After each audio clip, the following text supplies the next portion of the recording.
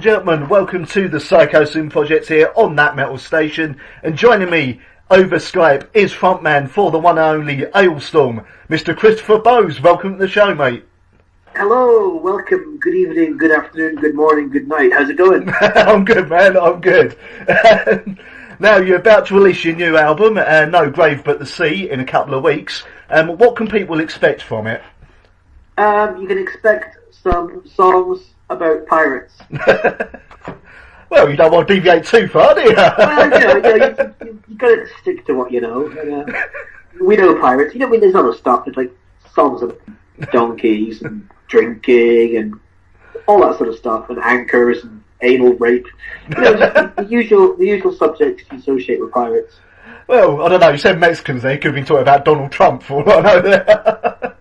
Now, so far, you've released 2 new songs from the album to the public. How's the reaction to those songs been? Yeah, I mean, everyone's loved it. Well, actually, a lot of people hated them. Because then we have a lot of fans who freaked out when they heard these sort of metalcore sort of vocals. Like, oh my god, Alestorm's turned into a false metal band. I don't like it.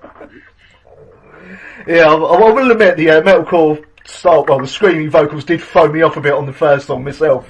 I was like, sort of trying to think myself, they haven't had that before, have they?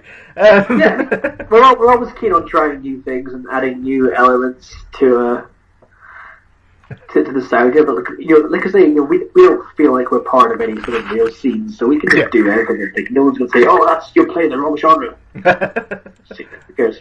Well, yeah.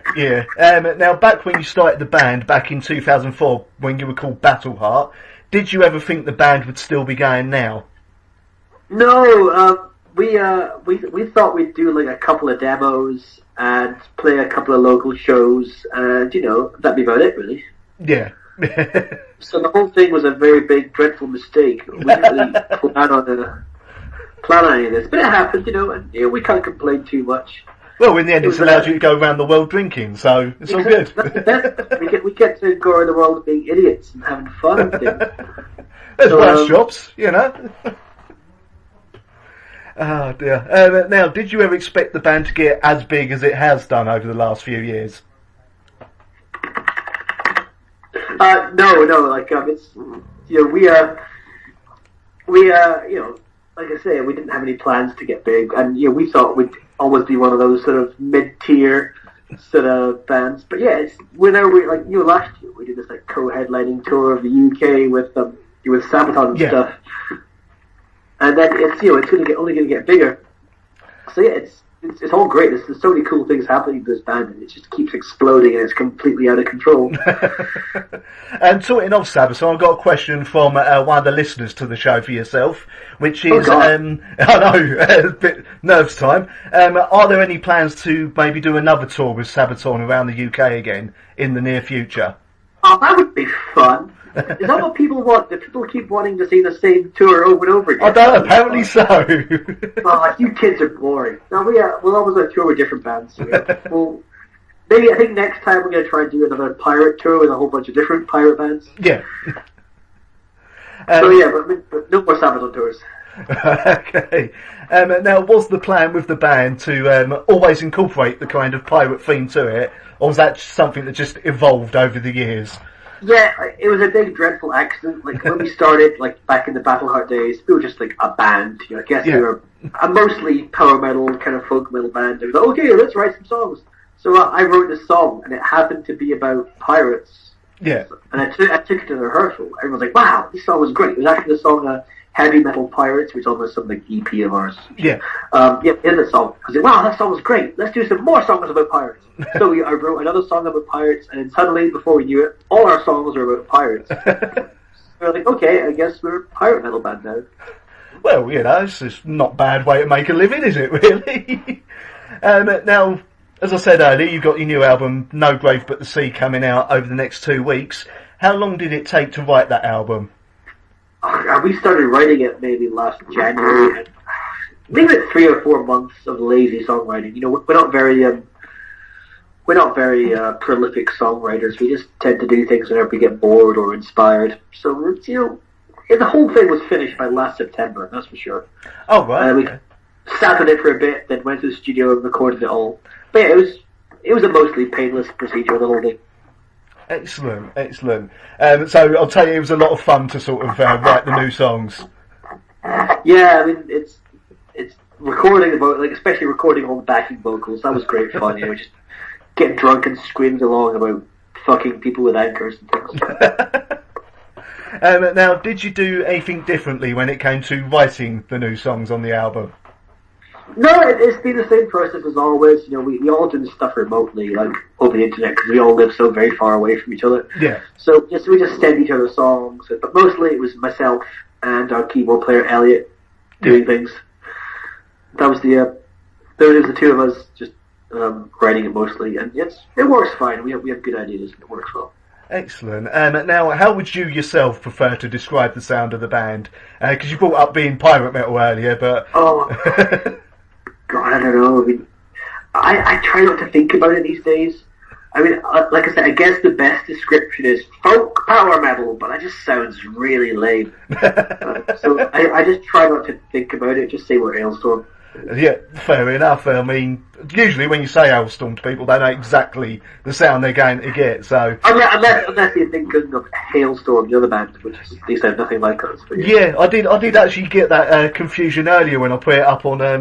I asked my listeners if they wanted to ask yourselves any questions, and someone went, "Oh, is that the one with the woman singing?" I was just like, "No, wrong band." We actually get it a lot. We get like when we're crossing borders, or like people see us in public and they see us all like looking like a band. They go, "Oh, you guys are the band. What's your band called?" And we say Hailstorm. They go, "Hailstorm, I love you guys." "Oh, where's that chick singer?" I think, no, the other band. Well, I can't love Hailstorm that much because they don't know what the whole band is, right? Now, for those who haven't managed to sing yourselves live yet, what can people expect from an Alestorm live show? Stupidity, mostly. Obviously, we play the songs, we play them live. Yeah. But yeah, it's just stupidity. We don't take it seriously. We play the instruments well. We like to put on a professional show, but apart from that, it's just nonsense. Drunken idiots screaming at people. So basically, you go see Alestorm live and you're in for a night of drunken nonsense. Pretty much. It's a good night out, that's for sure. Excellent. Now, how many songs on the new album have you got about drinking this time? Oh God, that's a good question. Let's see. Mexico is about drinking. Yeah. Hailstorm's about drinking. Bar Nimbus is about drinking. Peg Leg Post is about drinking. Yeah, okay, 4 songs are about drinking. That's not bad. Usually it's more than that. That's about average, isn't it, for an Alestorm album these days? Yeah. Par for the course. Yeah, you got to have your anthems, otherwise, it's all good. Now, on your last album, Sunset on the Golden Age, you covered Taio Cruz's Hangover. Are there any covers on the new album, or did you discuss doing any more? Well, we were gonna do a cover, but this time around we've written enough songs of our own that we didn't need one. Oh, right. I mean, yeah. So I don't know what we were going to. I was thinking of covering "Wonderful Tonight" by Eric Clapton. Right. That just doing it completely straight, no jokes or anything. Yeah. Yeah, this time around, no covers. I think it's just because the album by itself is strong enough that we don't need to have covers. Excellent. Well, that's always a good sign, if you have to sort of resort to having to do covers. Not that there's anything wrong with doing the cover, but if you've got the songs, why do them? Yeah. Now, what is the future for the band going ahead with this album? Touring, more touring than you can possibly imagine. I mean, we've got the Warped Tour in America all this summer, which is like 40 shows all across the USA, with 50 other bands playing to 20,000 people a night, which is going to be crazy. Yeah. Then after that, I've got a bunch of festivals again in Europe. Then we're going to try and do a big European tour, all the usual places. Yeah. Then we're going to go to South America. Then, oh God, who knows where I'll be end of the year by then. Basically, we're going to be busy until the end of time, just playing shows. Doing shows and damaging your liver further and further. Yeah, wrecking our internal organs day after day. Now, finally, have you got anything you wish to say to your fans listening to this today? I want to tell our fans to eat recycled pork. Should I even ask why? You know, It's healthy. It's good for you. Anyway, Chris, thank you very much for joining me tonight. Well, it's been a pleasure. Thank you, sir. Ladies and gentlemen, Christopher Bowes from Alestorm. I tried to